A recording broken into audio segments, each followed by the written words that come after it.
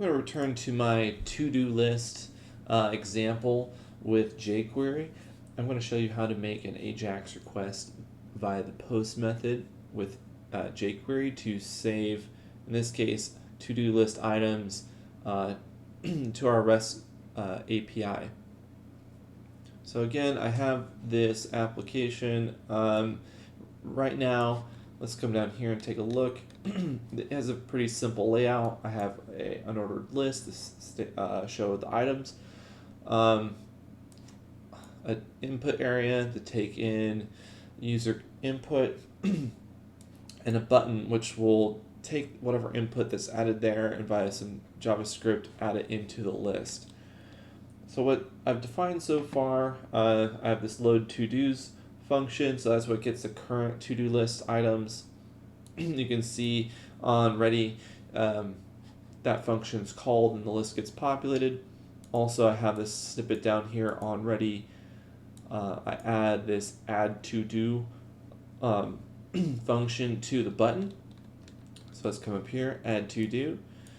Yeah, so that's just going to look up the button, get the value out, or not the button, look up the field when the button's clicked, get the value out. If anything was given, then it's going to display it here. So currently, if I type in this new item, hit add, wow, it appears over here. That's great. But when I refresh the page, it disappears because it wasn't saved server-side. So when I refresh and get a new version of the page, well, that data wasn't saved, so it's just gone. So sad. So what we need to do instead is save it right now. So I'll add that over here. So I'm going to say save the to-do task.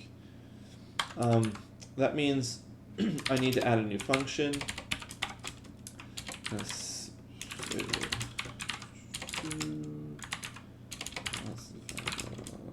Bias. Oh.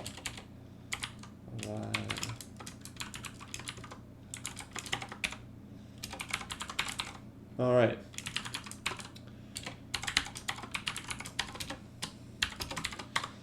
So I have a new function. Again, I always do console.log.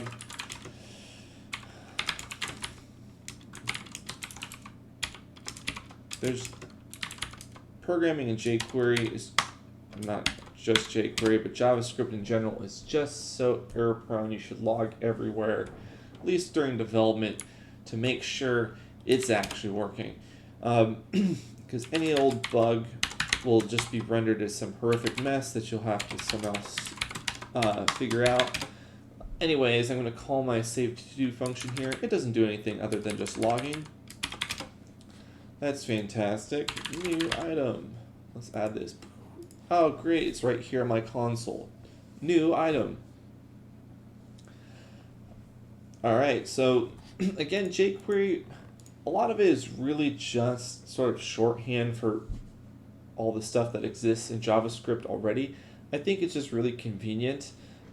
Saves you a lot of code you have to write. I think it just works a bit better. It's a bit more readable.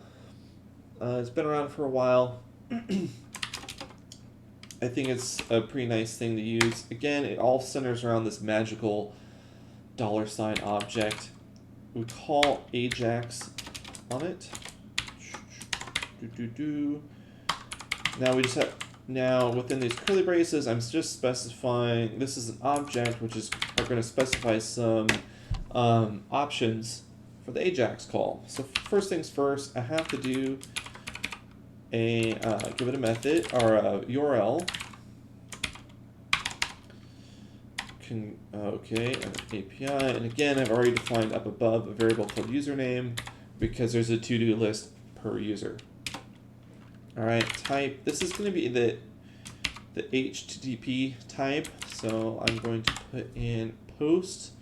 Again, with the REST API, post is associated with creating things or saving things. So here we're going to be saving our to-do item, so we're going to post it to the server. We need to, I got a little bit ahead of myself. We need to actually, say, create let's say, to-do task to send the to-do task by Ajax. Okay, so I actually need to create the item I'm going to send. It just happens my API, the to-do item, all I need to send to it is one field called text, and it is just a string description of the task. All the other fields, all the other data associated with the task is generated server side. So I just need to send it to the description. So I've done here. Now, the data field is, well, the data I'm going to send. So I'm going to use stringify here and pass that. So this is going to convert the to-do item into a JSON formatted string to be sent, because we could really only send strings basically, or binary, over HTTP requests. Again, HTTP requests have a head and a body, and we see there's going to be sort of a mix of things here. The type and URL go in the header, on the head. The data is going to be the body of the request. I need to add content type, which also goes in the header. So that's the nice part about jQuery, is it sort of abstracts all this from us. We just have to make sure we specify the right options and it forms the request for us correctly. So I have to tell it here the data being sent is JSON. Wait, I think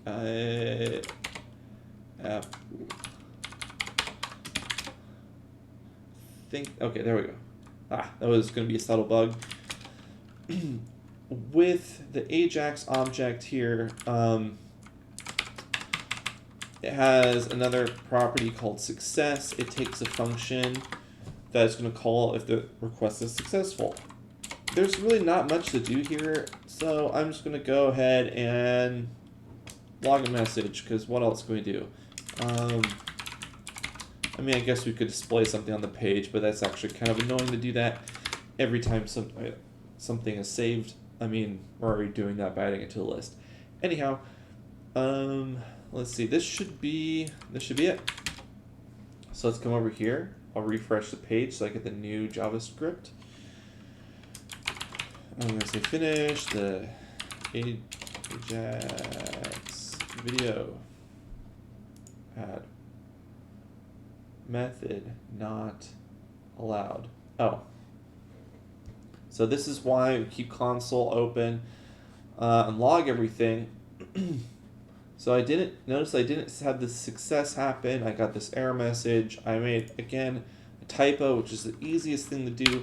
I forgot. I need a slash here, again, for the URL. This separate the API bit from the username. Okay. Finish. Yeah, to video. Task was successful. Let's come over here. Refresh. Finish to video. Wow, it works. So if I access the API directly, this is all the contents of the to-do items. Hey, it was updated. Server was updated. Says so here. Fantastic. Mission accomplished. Have a nice day.